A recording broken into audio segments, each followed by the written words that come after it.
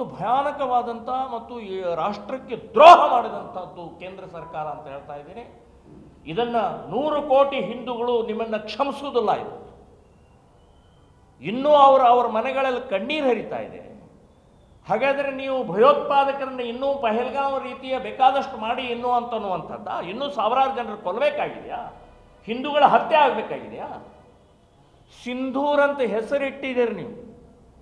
ಸಿಂಧೂರ್ ಅಳಿಸಿ ಇವತ್ತು 26 ವಿಧವೆಯರು ಅವ್ರನ್ನ ಎಂದಾದರೂ ಕೇಳಿದರೆ ನೀವು? ಎಂದಾದರೂ ಭೇಟಿ ಆದ್ರೇನು ಅವರಿಗೆ? ಅವರ ಮನಸ್ಸಿನಲ್ಲಿ ಏನಿದೆ ಅಂತ ಅನ್ನೋದು ನೋಡಿದರೆ ನೀವು?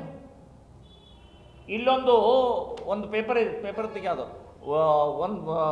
ಈ ನಮ್ಮ ರಾಜ್ಯದ ಒಂದು ಪೇಪರ್ನ ಅವರು ಸರ್ವೆ ಮಾಡಿದರು. ಸರ್ವೆ ಅಂದರೆ ಒಂದು ಇಂಟರ್ವ್ಯೂ ಮಾಡಿದ್ದಾರೆ. ಈ ಕ್ರಿಕೆಟ್ ಆಟದಲ್ಲಿ ನಿಮ್ಮ ಅಭಿಪ್ರಾಯ ಏನು ಅಂತನ್ನುವಂಥದ್ದು. ಆ 10 ಜನ ಅವರು ಅದರೊಳಗೆ ಒಬ್ಬ ಸತ್ತಂಥ ಭೋಪಾಲದಲ್ಲಿ ಸತ್ತಂಥ ಒಬ್ಬ ಮಹಿಳೆದು ತಗೊಂಡಿದ್ದಾರೆ. 10 ಜನ ಕೇಂದ್ರ ಸರ್ಕಾರಕ್ಕೆ ಉಗುಳಿದ್ದಾರೆ, ಬೈದಿದ್ದಾರೆ. ಇನ್ನೇನು ಬೇಕು? ಅಂದರೆ ಸಾಮಾನ್ಯ ಜನರ ಇವತ್ತು ಅಭಿಪ್ರಾಯವನ್ನು ಕೇಳ್ಕೊಳ್ಳದೆ ನಿಮ್ಮ ಪಾಡಿಗೆ ನೀವು ಡಿಸಿಷನ್ ತಗೊಂಡು ಇವತ್ತು ಅದೇ ಪಾಕಿಸ್ತಾನ, ಪಾಪಿ ಪಾಕಿಸ್ತಾನ, ಭಯೋತ್ಪಾದಕ ಪಾಕಿಸ್ತಾನ, ಸಿಂಧೂರ್ ಇನ್ನೂ ನಿಂತಿಲ್ಲ.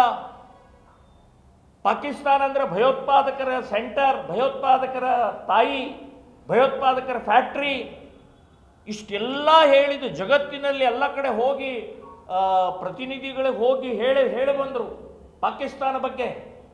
ಸೊ ನೀವು ಮಾಡ್ತಾ ಇರುವಂಥ ಈ ಕೃತ್ಯಕ್ಕೆ ಏನಿದಕ್ಕೂ ಇದು ಏನೇನೂ ಇಲ್ಲ. ನಿಮಗೆ ದುಡ್ಡು ಮುಖ್ಯ ಆಗಿದೆ, ದೇಶ ಅಥವಾ ಹಿಂದೂಗಳು ಮುಖ್ಯ ಅಲ್ಲ ಅಂತನ್ನುವಂಥದ್ದು ಈ ಆಟದಿಂದ ನೀವು ಬಹಿರಂಗಪಡಿಸಿದಿರಿ ಅಂತನ್ನುವಂಥದ್ದು ಹೇಳ್ತೀನಿ. ಈಗಲೂ ಕಾಲು ಮೀರಿಲ್ಲ. ನಾಳಿಲ್ಲ ನಾಡ್ದಿದೆ ನಾವು ಪಾಕಿಸ್ತಾನ ಜೊತೆಗೆ ಆಟ ಆಡೋದಿಲ್ಲ ಅಂತ ಡಿಕ್ಲೇರ್ ಮಾಡಿ ಅಂತ ನಮ್ಮ ಆಗ್ರಹ ಇದೆ. ಇಷ್ಟೇ ಅಲ್ಲ, ನಿನ್ನೆ 4 ಜನ ದೆಹಲಿಯ ಕಾನೂನು ವಿದ್ಯಾರ್ಥಿಗಳು ಸುಪ್ರೀಂ ಕೋರ್ಟಿಗೆ ಅರ್ಜಿ ಹಾಕಿದ್ದಾರೆ. ಇದು ಸೈನಿಕರಿಗೆ ಹೆಣದ ಮೇಲೆ ಸೈನಿಕರಿಗೆ ಅವಮಾನ ಆಗುತ್ತೆ, ನಾಗರಿಕರಿಗೆ ಅವಮಾನ ಆಗುವಂಥ ಭಯೋತ್ಪಾದಕರ ಒಂದು ಪಾಕಿಸ್ತಾನ ಜೊತೆಗೆ ಆಟ ಆಡುವುದನ್ನು ನಿಲ್ಲಿಸಬೇಕು. ಕೋರ್ಟಿಗೆ ಅರ್ಜಿ ಹಾಕಿದರೆ ಕೋರ್ಟ್ ಹೇಳುತ್ತೆ ನಾವು ಅರ್ಜಿನೇ ಸ್ವೀಕಾರ ಮಾಡಲಿಲ್ಲ, ಆಟ ಆಡಲಿ ಅಂತ ಹೇಳ್ತಾರೆ. ಯಾಕೆ ಅಂತಂದರೆ ಜಡ್ಜ್ಗಳ ಮಕ್ಕಳು ಪಹಲ್ಗಾಮ್ದಲ್ಲಿ ಸತ್ತಿಲ್ಲ. ಜಡ್ಜ್ಗಳ ಮಕ್ಕಳು ಆ ಭಯೋತ್ಪಾದಕರ ಜೊತೆಗೆ ಸತ್ತಿಲ್ಲ. ಅವರು ಕ್ರಿಕೆಟ್ ಆಟಗಾರರಿಗೂ ಹೇಳ್ತಾ ಇದ್ದೀನಿ, BCCI ಅಥವಾ ACCI ಏನಿದೆ, ICCI ಏನಿದೆ ಅದರ ಅಧ್ಯಕ್ಷರಿಗೂ ಹೇಳ್ತೇನೆ ನಾನು.